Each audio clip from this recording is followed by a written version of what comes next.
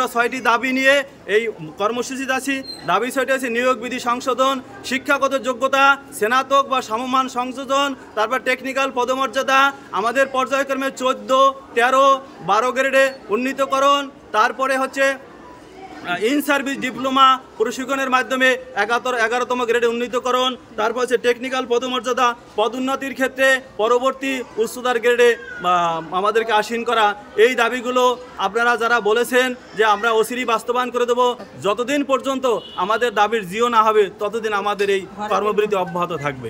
যারা পশুর সেবা করে তারা পশুর সেবা করে যদি টেকনিক্যাল মর্যাদা পায়, আমরা মানব সেবা করি, তাহলে আমরা কেন টেকনিক্যাল মর্যাদা পাবো না?